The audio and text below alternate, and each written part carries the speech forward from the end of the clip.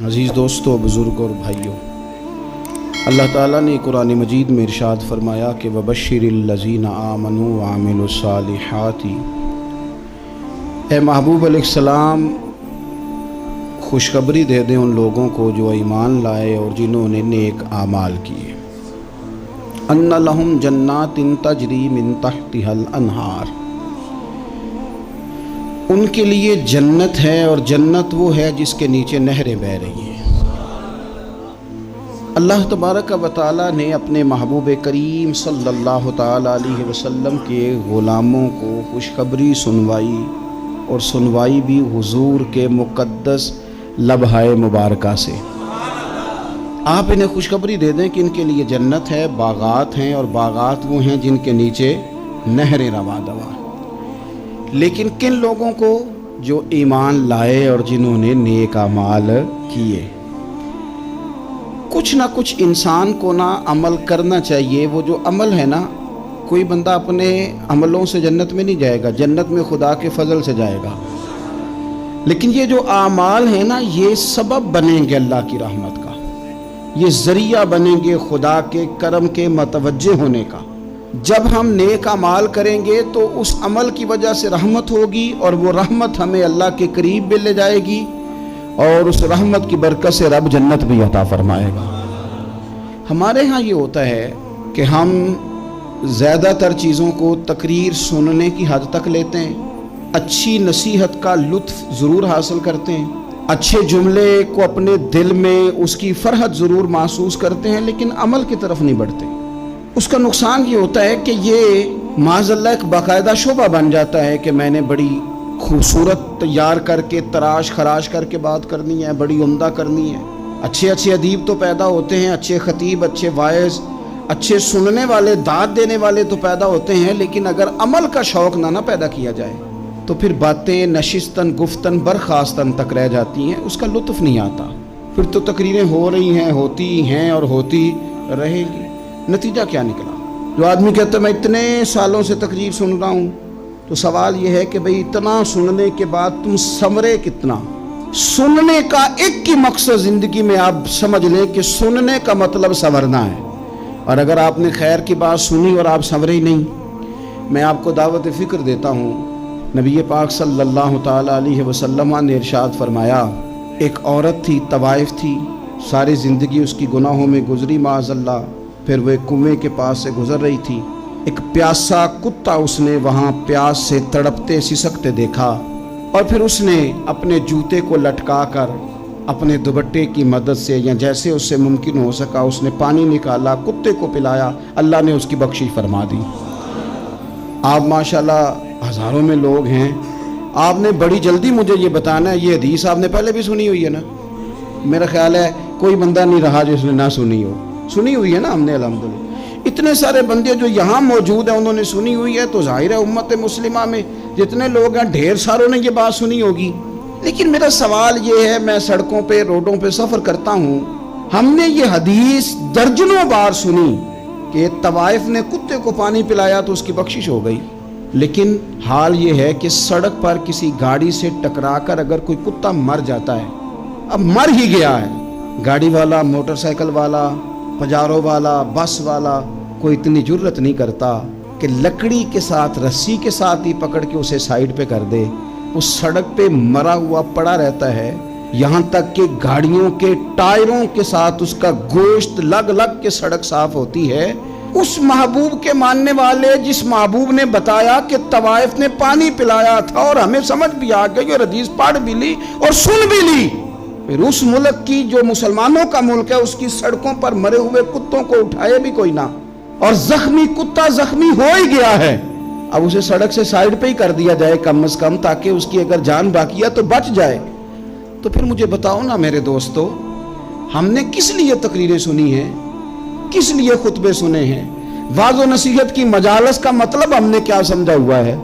تقریر، تحریر، تصنیف، اچھی گفتگو، اچھا جملہ، اس کا معنی ہم کیا سمجھتے ہیں؟ تو آج جو خوبصورت گھڑیاں شب برات کی صورت میں ہمیں نصیب ہونے جا رہی ہیں، اس سے پہلے اپنے دل میں یہ ارادہ کرو کہ رب کریم نے ہمیں جتنا دین کا فہم دیا ہے، سمجھ دی ہے، علم دیا ہے، ہم ارادہ کرتے ہیں اب ہم صرف سنیں گے نہیں، پڑھیں گے نہیں، صرف بیان ہی نہیں کریں گے، ہم عمل بھی کریں گے۔ کوئی تھوڑا سا نا عمل کا رستہ بھی تو میرے عزیز ہونا چاہیے۔ اب مطلب بہت ساری جگہوں پہ جانے کا موقع ملتا ہے تو لوگ کہتے ہیں پیر صاحب ناراض نہ ہونا، ہم نے بڑا بندوبست کیا ہوا ہے، تقریر ذرا نہ 1.25 گھنٹہ کرنا۔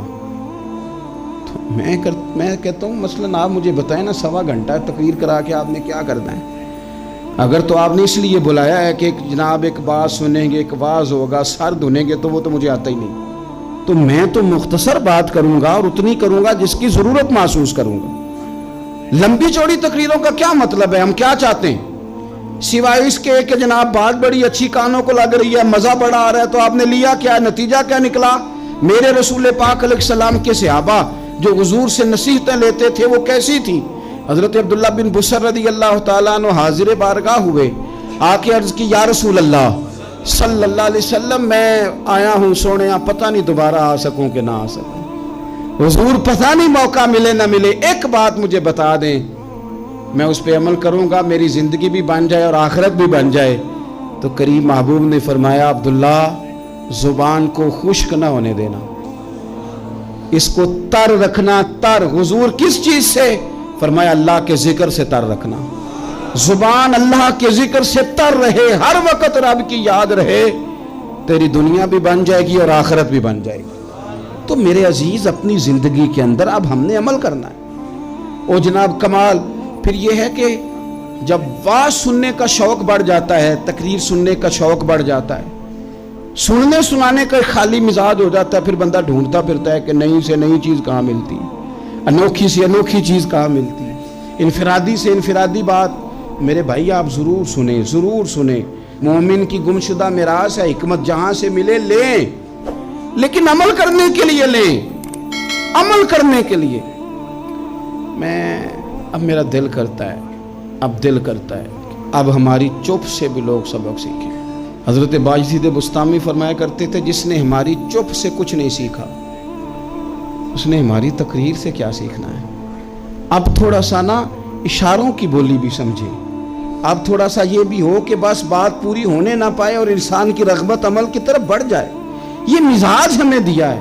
اب تو بھائی آ جائیں آپ، صبح بھی تقریر کر دیں، دوپہر کو بھی تقریر کر دیں، شام کو بھی تقریر کر دیں، تو پھر یہ بھی ہوتا ہے کہ جناب وہ بیان آپ نے جو سنایا تھا نا وہ ذرا دوبارہ سنا دیں۔ تو میں کہتا ہوں پہلے سننے پر عمل ہو گیا تو نہ کریں۔ اب ہمیں تھوڑی باتیں سیکھ کر ان پر عمل کرنا ہے اور آگے بڑھنا ہے۔ بڑی سادی بات میرے ابا جی بتایا کرتے تھے، والا صاحب کہتے ہیں کہ ایک دیہاتی بندہ نہ چلا گیا وہ کسی مولوی صاحب کی تقریر سننے، تو اس زمانے میں آپ کو پتہ ہے یہ واش روم کا مروجہ نظام نہیں ہوتا تھا، تو لوگ کھیتوں میں دوسری جگہوں پہ پیشاب کے لیے جاتے تھے۔ تو مولانا نے ایک احتیاط بیان کی، وہ کہنے لگے کہ پیشاب سخت جگہ پہ نہ کرو زمین پہ بیٹھ کر، ورنہ پیشاب کے چینٹے اڑیں گے، کپڑوں پہ پڑیں گے، اور حدیث میں سخت حکم ہے اس مسئلے۔ تو کوئی نرم جگہ ہو ایسی جہاں پیشاب کریں چھینٹے نہ اڑیں۔ وہ بندہ عمل کرنے والا تھا نا، اسے میری تقریر سن کے سر دھن کے جانا نہیں تھا، اس نے اتنی ساری ریت لے لی، کپڑے میں باندھ لی، اور وہ اس نے کندھے پہ رکھی ہوئی ہے، جہاں پیشاب کا وقت آتا پہلے ریت بچھاتا، پھر پیشاب کرتا تاکہ میرے کپڑوں پہ نہ پڑے۔ ایک صاحب نے اسے کہا کوئی ہفتے بعد چلو بیان سننے چلیں، تو کہنے لگا میں پہلے پہ عمل کر لوں یہی بڑا ہے، میں نے تو اتنی ساری ریت کندھا تھک گیا ہے میرا، اس دن سے اٹھائی ہے، تو میں نہیں چاہتا کہ نہیں بھی سنوں تو کسی اور جگہ میں۔ یہ تفریح تباہ کے لیے بات کو نہ سمجھیں، اس سادے آدمی نے جو ہمیں سمجھایا مجھے اور آپ کو، اس پر غور کرے کہ کل بھی سنا تھا، پرسوں بھی سنا تھا، پیر صاحب نے ترسوں بھی کہا تھا، شیخ نے پرسوں بھی کہا تھا، پچھلے ہفتے بھی کہا تھا۔ تو نے اگر شیخ کی بھی نہیں سنی، استاد کی بھی نہیں سنی، پیر کی بھی نہیں سنی، اور اس دور کے پیر جو صحیح کام کرنے والے ہیں، استاد جو صحیح کام کرنے، مجبور ہو گئے ہیں بیچارے، کہتے ہیں کس کی تربیت کریں، کس درد سے کہا تھا حضرت سلطان باؤ نے، وہ کہتے ہیں اور رب دا طالب کوئی بھی نہیں ملیا، اتے جو ملے ہے طالب زردہ ہو۔ یہ تو آئے ہیں کاروبار سیدھا کرنے، فوٹو کھچوانے، فلاں کام کے لیے، یہ تو وہ جو ہم دینا چاہتے ہیں اس کا تو مزاج ہی نہیں۔ پہلے بھی میں نے کہا تھا، پھر کہتا ہوں مجھے شوق نہیں ہے، خدا مجھے معاف کر دے اس دن سے پہلے جس دن یہ شوق ہو کہ میں سویرے جاؤں گا تو نوٹ لاؤں گا، تو شام جاؤں گا تو نوٹ لاؤں گا۔ یہ شوق نہیں ہے، طبیعت نہیں ہے، من نہیں چاہتا۔ لیکن یہ کہ یہاں بھی آ جائیں خطاب کر دیں یہاں بھی، او خدا کے بندو ہم کہاں اس قابل ہیں ہم خطاب کریں؟ ہم نے تو نا جی ایک اذان دینی شروع کی ہوئی، صبح و شام ایک اذان پڑھتے ہیں، ہے یہ پیغام حضرت احمد رضا کہ بارگاہ نبی کے رہو با وفا۔ ہم تو کہتے ہیں ادھر آ جاؤ، ٹھوکریں کھاتے پھرو گے ان کے در پہ آ پڑو، قافلہ تو اے رضا اول گیا آخر گیا۔ ہم تو کہتے ہیں ادھر آؤ، اللہ رسول کی بارگاہ کی طرف رجوع کرو۔ اور وہ ایک جملے پہ اگر تو عمل ہو گیا، پیار سے باتیں کرتا رہتا ہوں، سب کے ساتھ نہیں کرتا، جس کا مجھے پتا ہو کہ یہ تھوڑا سہ لے گا۔ ایک دوست نے مجھے کہا کہ میں تو آتا ہوں تو مجھے علاقے کے لوگ کہتے ہیں ان کو بلاؤ، تو میں کہتا ہوں پورا عمل کرنا میری غلط ہے، تو پھر میں باقیوں کو بھی لگا جاؤں گا، تو اگر تیرا ہی عمل نہیں ہو سکا تو باقیوں کو میں نے جا کے کیا سمجھانا ہے؟ تو ایک تو آج کی جو رات ہے، اس سے پہلے اپنے اعمال کی طرف میں اکثر کہتا رہتا ہوں کہ شب برات پہ ہر مسجد سے زور زور سے رونے کی آواز آنی بھی چاہیے۔ شب قدر پہ آتی ہے، عمرے پہ جاتے وقت لوگ معافیاں مانگتے ہیں، حج پہ جاتے وقت، اور کروڑوں لوگ یہ کام کرتے ہیں سال میں۔ اگر 25 لاکھ 26 لاکھ آدمی یا 50 لاکھ آدمی حج کرتا ہے اور وہ جانے سے پہلے معافی مانگ کے گیا، توبہ کر کے گیا ہے، اور کروڑوں لوگ ہیں جو شب قدر میں ہیں، شب برات میں ہیں، اور انہوں نے کھل کے توبہ کی ہے، تو پھر میرے بھائی سویرے کرپشن ختم ہونی چاہیے نا ملک سے، سویرے 75% جھوٹ ختم ہونا چاہیے نا۔ ساری رات تو لوگوں نے توبہ کی تھی، صبح 80% حقوق العباد کا مسئلہ حل ہونا چاہیے تھا کہ نہیں ہونا چاہیے؟ صبح ملاوٹ بہت حد تک ملک سے ختم ہونی چاہیے۔ تو کیا ہم نے سمجھ لیا ہے؟ ہم نے یہ سمجھا ہے کہ شب برات پہ بھی بس ایک رسم ادا کرو، آؤ تھوڑی توبہ کرو چھٹی کر جاؤ، آئیے شب قدر تو توبہ کرو چھٹی کر جاؤ۔ کیا یہ ہم نے مطلب سمجھ لیا؟ حج کرنے گئے، رب کی بارگاہ میں حاضر ہوئے، رسول کریم کی بارگاہ سے بھی جو ہو کے آ جائے اور بدلے ہی نہ، وہاں تک جائے اور بدلے ہی نہ۔ مدینے گئے، کعبے گئے، کربلا گئے، جیسے گئے تھے گھوم پھر کے ویسے ہی آ گئے۔ نتیجہ کیا ہے؟ اپنی زندگی نتیجہ خیز بنائیں۔ آج اس خوبصورت موقع پر جب شب برات ہمارے سامنے کھڑی ہے، اپنے ذہن میں تہیہ کریں کہ اب ہم نے بدل جانا ہے۔ شوگر ہو جائے تو بدلنا پڑتا ہے، اللہ معاف کرے چینی چھوڑنی پڑتی ہے، من پسند مٹھائیاں چھوڑنی پڑتی ہیں، بدلنا پڑتا ہے۔ بلڈ پریشر ہو جائے تو یارو بدلنا پڑتا ہے۔ اگر انسان کو خدا نہ خواستہ کوئی مرض لگ جائے تو بدلنا پڑتا ہے۔ اولاد پیدا ہو جائے تو بدلنا پڑتا ہے۔ گھر میں بیٹیاں پیدا ہو جائیں تو بوڑھے باپ کو بدلنا پڑتا ہے۔ بال سفید آ جائیں تو پھر بھی تو بدل جانا چاہیے نا۔ انسان کی عمر 40 سال ہو جائے تو پھر بھی تو بدل جانا چاہیے۔ شب برات پہ توبہ کرے تو پھر بھی تو بدل جانا چاہیے۔ اب بدل جائیں، اب ہم بدل جائیں۔ اب نہ درد ہوتی ہے، گاڑی میں بیٹھیں تو کمر پہ درد ہوتی ہے، اب ہم بدل جائیں۔ اب لوگ بتاتے ہیں تیرے بال سفید ہونے لگ گئے، اب ہم بدل جائیں۔ اب لوگ ہمیں کہتے ہیں بچے جوان ہو گئے، اب ہم بدل جائیں نا یارو۔ اب لوگ ہمیں کہتے ہیں کہ اوہو اب تو آپ اٹھتے وقت زمین پہ پہلے ہاتھ رکھتے ہیں پھر اٹھتے ہیں، اب بدل نہ جائیں۔ اب محسوس ہوتا ہے کہ نیند گہری نہیں آتی، اب محسوس ہوتا ہے کہیں کہیں جسم میں تکلیف ہے، اب بدل نہ جائیں۔ اب نہ کئی کلاس فیلو چلے گئے دنیا چھوڑ کے، بدل نہ جائیں۔ اپنے بہن بھائیوں میں سے کئیوں کا جنازہ پڑا، بدل نہ جائیں۔ ہم میں سے کئیوں نے ماں باپ دفن کر دیے، پھول ڈال دیے قبروں پہ، بدل جائیں۔ اب وقت تھوڑا رہ گیا، اب کچھ تبدیلی کی طرف آئیں، اب توبہ صحیح والی کر لیں، اب استغفار دل سے پڑھ لیں، اب تبدیل ہو جائیں، اب اپنے اندر باہر کچھ تبدیلیاں لائیں، اب اپنے ظاہر اور باطن کو سنواریں۔ اب اللہ رسول کی بارگاہ میں جانا ہے نا، تو کہیں ایسا نہ ہو شرم آئے حضور کے سامنے کھڑے ہوتے، حیا آئے نبی کریم کی بارگاہ میں کھڑے ہوتے۔ اب کچھ تبدیلی لائیں، آج ارادہ کریں کہ آج جو توبہ کریں گے وہ صحیح والی کریں گے، آج جو وہاں استغفار کریں گے اللہ کے حضور حاضر ہو کے تو وہ صحیح والا کریں گے۔ اب کچھ تبدیلی کا مزاج لائیں۔ اور پھر ایک اور بات بھی عرض کروں،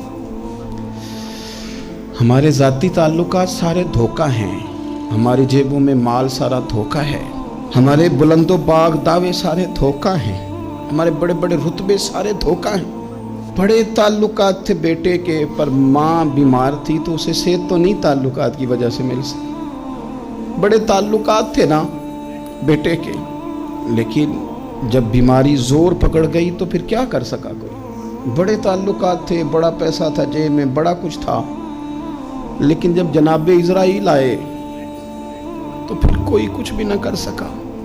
फिर अपने रह गए और जिसको जाना था वो सब चले गए। तो ये जितनी चीज़ें हैं ना, ये कुछ नहीं है, ये धोखा है। सच सिर्फ अल्लाह रसूल की ज़ात है, हकीकत सिर्फ दीन है, असल सिर्फ वो बारगाहें हैं। धोखे में ना जिंदा रहो। छोड़ दो ये बात करनी कि बड़े ताल्लुकात हैं, छोड़ दो ये बात करनी कि बड़ा पैसा है, छोड़ दो ये बात करनी कि बरादरी कबीले इलाके में बड़ा, और कुछ भी नहीं है। कुल्लु मन अलैहा फान, हुए नामवर बेनिशां कैसे कैसे। देखो ज़मीं खा गई, नौजवान कैसे कैसे। मैं मौलाना नूरानी की कब्र पे खड़ा था तो मैं कह रहा था, मकदूर हो तो खाक से पूछूं कि ऐ लईम, तूने वो गंज हाय गरा माया क्या किए। इतने बड़े लोग तो ले गए, इतने बड़े लोग, इतने बड़े लोग कब्रों में किधर गए। सुल्तान मामूर गज़नवी कहाँ हैं, शहाबुद्दीन गौरी कहाँ हैं। वो लोग जो मैदानों में आकर सिर्फ उनका नाम लिया जाता था तो दुनिया कांप जाती थी, वो कहाँ गए। उठ गए सब लोग, चले गए, खत्म हो गया मामला।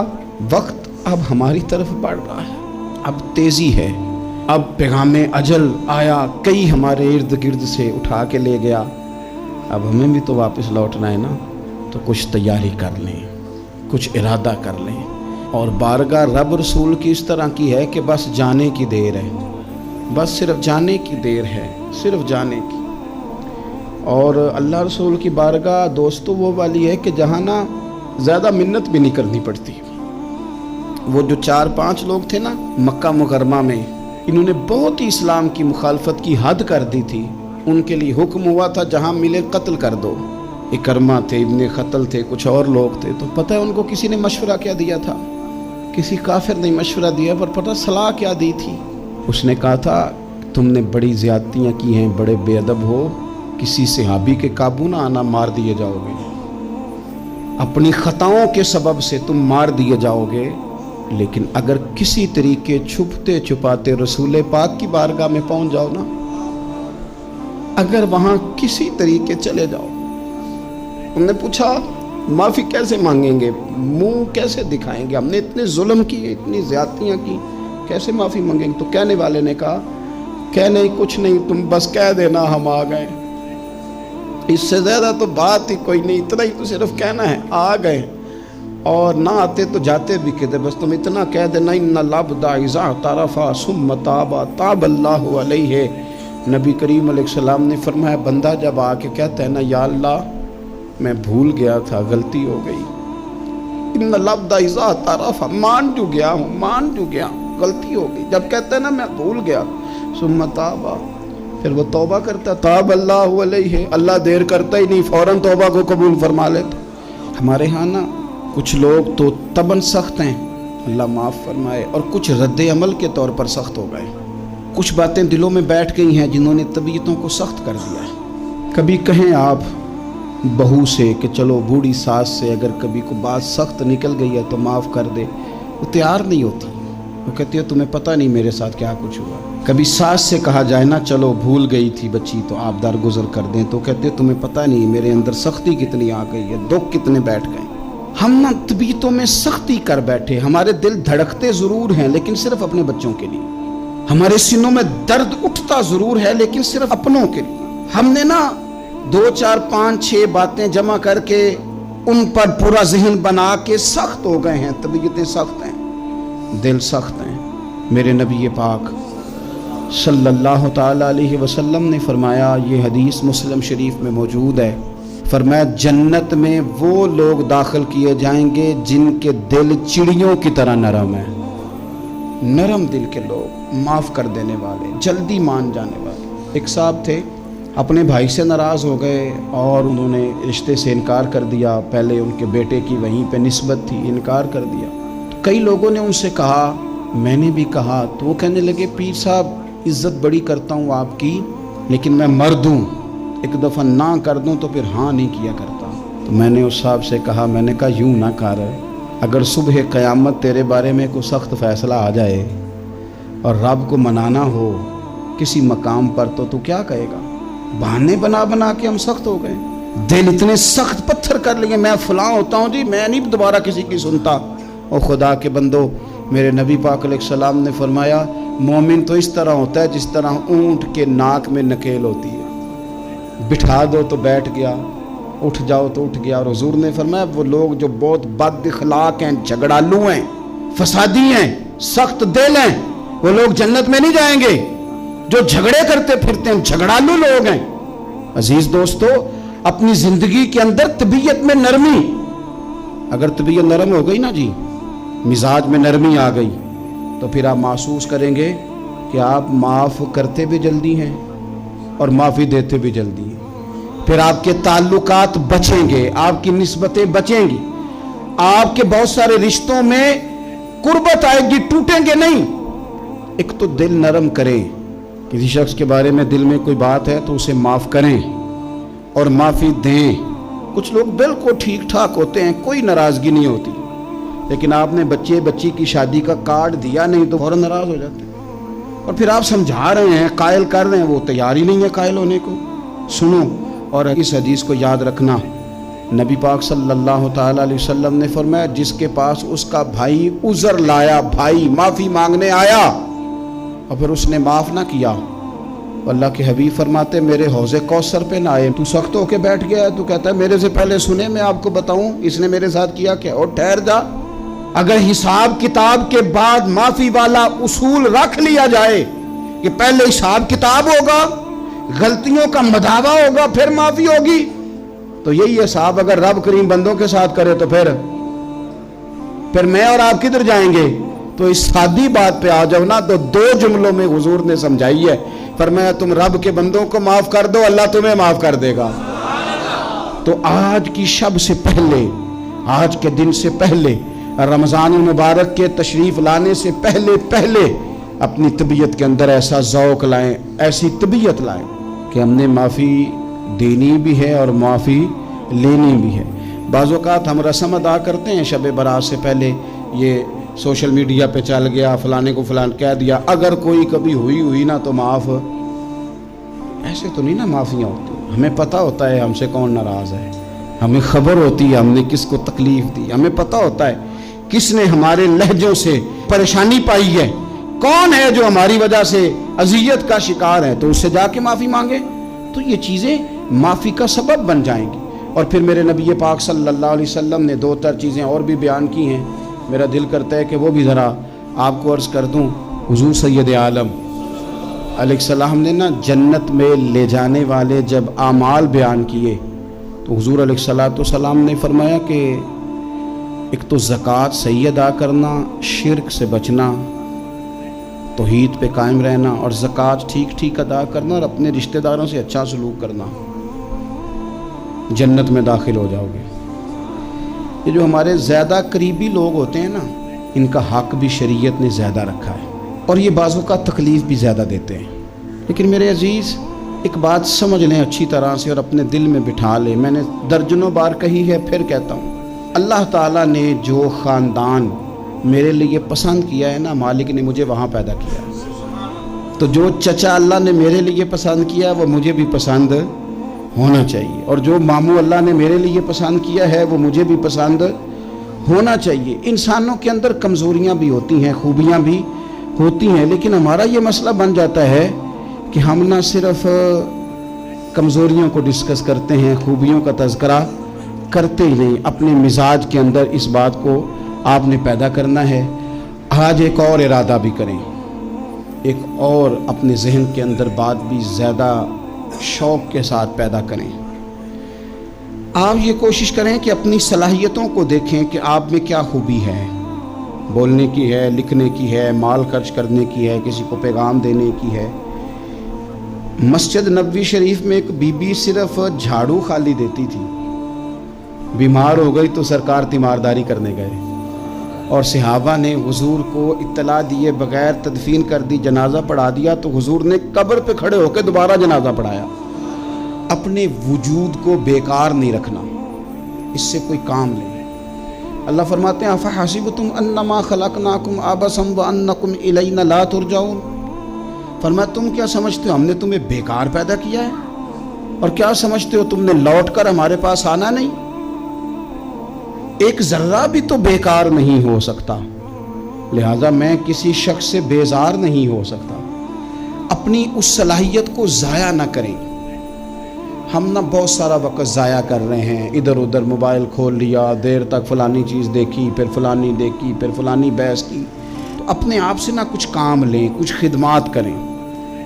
ہم زیادہ وقت لوگوں کا انٹرویو کرنے میں ضائع کرتے ہیں، دوسروں کی تفصیلات حاصل کرنے میں وقت ضائع کرتے ہیں، لوگوں کا دھیان رکھنے میں وقت ضائع کرتے ہیں۔ آج کے بعد اپنا دھیان رکھنا ہے، اپنی صحت کا دھیان رکھنا ہے، اپنے معاملات کا اپنے اوپر تھوڑی توجہ دینی ہے، کوشش کرنی ہے کہ کس حد تک ہم اپنی صلاحیت سے فائدہ لے کے کسی کا کچھ نفع کر سکتے ہیں تو وہ نفع کریں، اپنے وجود کو نفع بخش بنائیں۔ حدیث پاک سنیں گے تو آپ محسوس کریں گے کہ اللہ کتنے اجر دینے والا ہے۔ نبی پاک علیہ السلام نے فرمایا جس نے دین کے رستے میں اتنی دیر بھی قتال کیا، لڑا اتنی دیر جتنی دیر اونٹنی کا دودھ دھونے میں لگتی ہے، اتنا تھوڑا وقت بھی دین کے لیے اگر کوئی نکلا، جد و جہد کی، قتال کیا، لڑا، فرمایا اس بندے کو بھی اللہ جنت عطا فرما دے گا۔ اتنا تو کام کرے نا، اتنا تو کام کرے۔ اور حضور علیہ السلام نے رغبت دلائی، یعنی جتنا بھی عمل، حضور فرمانے لگے کسی عمل کو چھوٹا نہ سمجھنا، کچھ نہ ہو سکے تو اپنے بھائی سے مسکرا کے میلی لینا، اللہ اس پر بھی صدقے کا ثواب عطا کر دے گا۔ اور نبی پاک علیہ السلام نے فرمایا دوزخ سے بچ جاؤ صدقہ دے کے۔ خیال آتا تھا یا رسول اللہ کتنا کو دیں؟ تو فرمایا خشک کھجور کا ایک ٹکڑا، یعنی پوری کھجور بھی نہیں، خشک کھجور کا ایک ٹکڑا بھی خیرات کر کے بچ سکتے ہو تو وہ کر کے ہی صدقہ دے کے اللہ کے عذاب سے بچ جاؤ۔ معنی کیا ہے ان ساری روایتوں کا کہ کچھ کرو تو صحیح نا، کچھ کرو تو صحیح نا۔ ہمارے ایک بزرگ تھے تو کرونا کے دنوں میں انہوں نے ایک جملہ کہا، کہنے لگے یہ کرونا پتہ تمہیں کیا کہنے آیا ہے؟ کہنے آیا ہے کہ بیماریاں آ رہی ہیں، حالات خراب ہیں، یہ کرونا نہیں، یہ کہتا ہے کچھ کرو نا، کچھ اللہ اللہ کرو نا، فارغ نہ بیٹھو، دیکھو کیسے لوگ ڈھیروں کے ڈھیروں اب جا رہے ہیں، اب کچھ کرنا ہے انشاءاللہ تعالی، اب کچھ وقت ضائع نہیں کرنا اور زندگی میں کچھ۔ میں کہہ چکا ہوں کہ ایک بندے کو بھی اللہ نے بیکار نہیں پیدا کیا، ہم نے خود اپنے آپ کو بیکار کر لیا۔ اپنے آپ کو بیکار نہ کریں۔ جب رب کہتا ہے فحسبتم انما خلقناکم عبثا، کیا تم سمجھتے ہو میں نے تمہیں بیکار پیدا کیے؟ آپ لوگ بڑے کام کے ہیں، بس اپنے آپ کو پہچانے۔ اقبال کہنے لگے عجب نہیں کہ خدا تک تیری رسائی ہو اور تیری نظر سے تو پوشیدہ ہے آدمی کا مقام، تو بندے کو نہیں سمجھ سکا تو وہاں تک تو کیسے جائے گا؟ اپنے آپ کو پہچانے۔ یہ جو کہتے ہیں نا مجھ سے کچھ بھی نہیں ہوتا، ناراض تو نہیں ہو جائیں گے؟ یہ کچھ کرنا نہیں چاہتے، یہ صرف ادھر ادھر دھیان رکھ کے ایک فوٹو چڑھا کے ادھر بھاگ ادھر اپنے نفس کو راضی کرتے ہیں۔ نفس بس کہہ رہا ہے آج یہ کر لو تو وہ کر لیا، ادھر دیکھ لو تو ادھر دیکھ لو۔ اس سے نکلیں، مثبت مضبوط مستحکم ارادے کریں اور پھر چل نکلیں۔ لڑنا شرط ہوتا ہے، جیتنا شرط نہیں ہوتا۔ تاریخ یہ نہیں دیکھتی کہ جیتا کون کون، تاریخ یہ دیکھتی ہے کہ لڑا کون کون، میدان میں کون کون رہا۔ اللہ بدر میں کامیابیاں دیتا ہے، احد میں کئی دفعہ کہتا ہے واپس پلٹو، خندق آئے گی تو پھر کامیابیاں مل جائیں گی، خیبر آئے گا تو پھر کامیابیاں مل جائیں گی۔ تو اس لیے ہمیشہ جیتنا ہی ضروری نہیں، لڑنا ضروری ہے۔ ہمت کریں، کوشش کریں۔ اللہ تعالیٰ آپ سب کو جزائے خیر عطا فرمائے۔ آخر دعوانا ان الحمدللہ رب العالمین۔